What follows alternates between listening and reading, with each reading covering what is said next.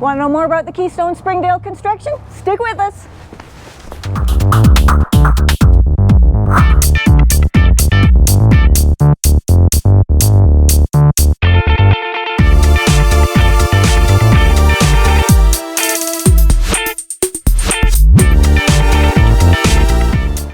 We're back at the Travelland RV Supercenter in Kelowna, BC, and we're going to take a look at the Springdale construction today.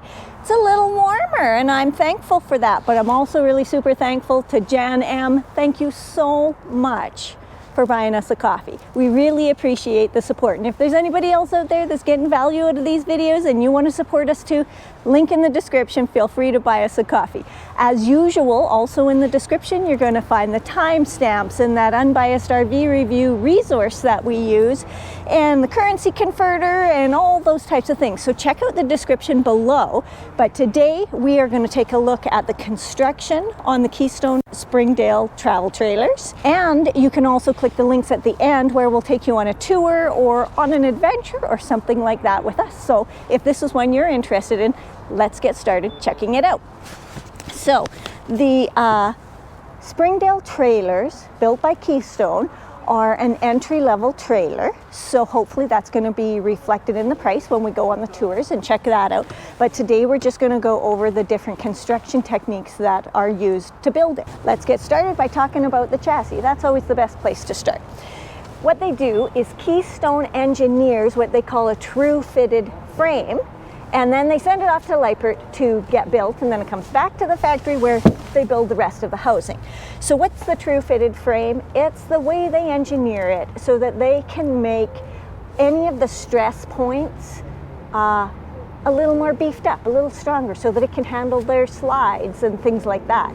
So that's what they're calling the true fitted frame system. The frame itself is powder coated to prevent rusting and corrosion. That's not quite as good as e-coating, a lot better than any sort of painting or something like that.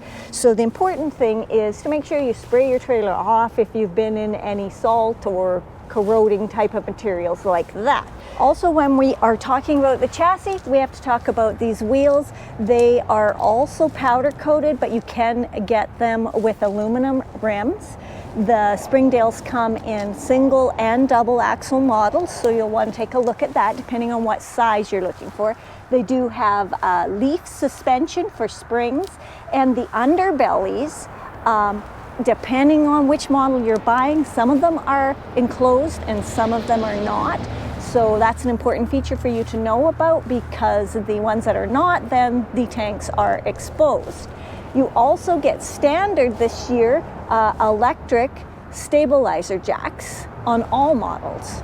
The standard electric stabilizer jacks are not applicable to single axle models. Important to remember that the Springdales come in single and double axle models, and they also come with or without a slide. So whatever your preference is, which is also going to change things like weight and all that, but you can also get a rugged package where the axles are a little higher, you get a little more propane, and you get some solar prep and things like that, you know, for those of you that want to do a little more off-roading. So next, you're getting your propane tanks here, and we'll show you more about all of this in the actual tour video.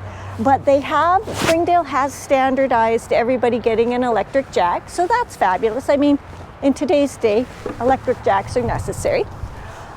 Here's where your batteries are going to fit. I don't see a battery disconnect here anywhere, but what we do see that's a little bit more interesting than usual is this wiring pattern. Normally we would see this covered up a little more and protected a little more, so might be something for you to follow up on and check. And then let's go around the trailer and we'll start talking about the flooring system. On top of the chassis is the floor system. Now, it's hard for us to actually show you everything in there, but we are going to tell you about it. You are going to get 2x3 wood joists on 12-inch centers.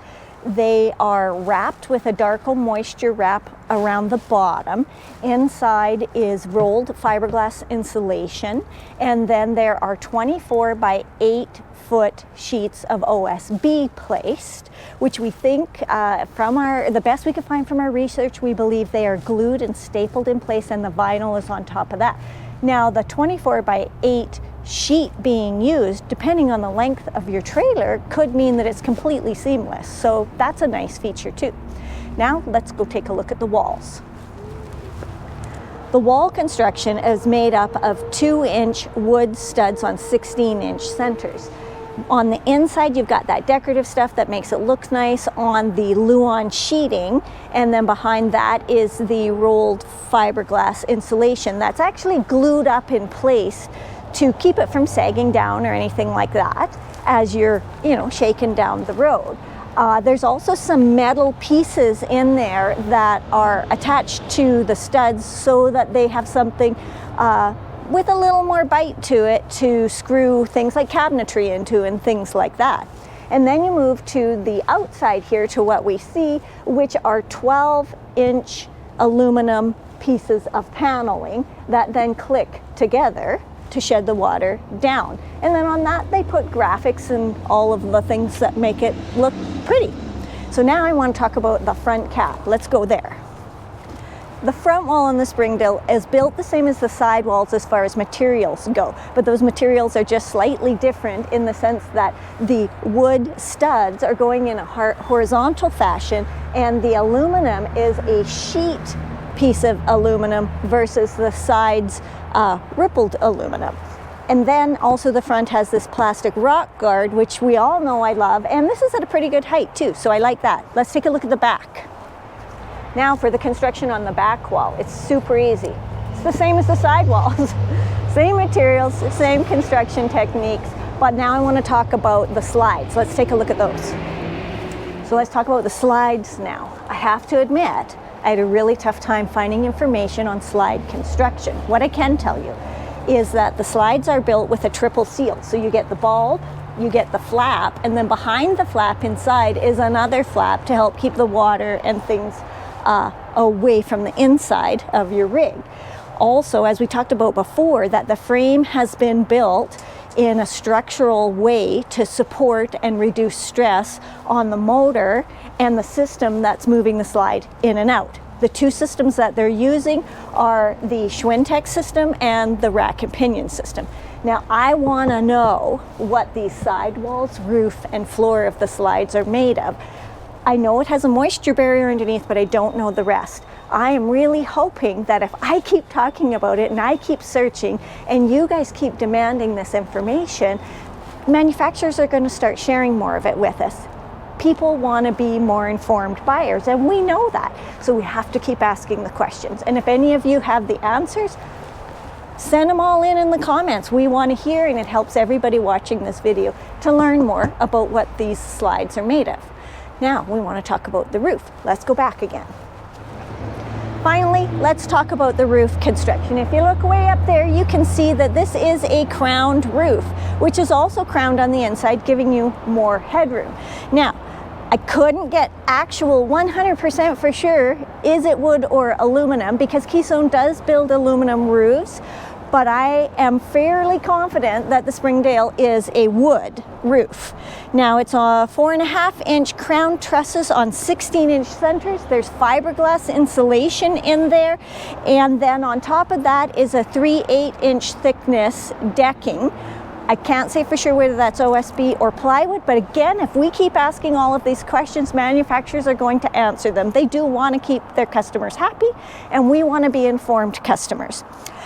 Inside the attic area is also the venting for the AC, which is aluminum sheet metal, right?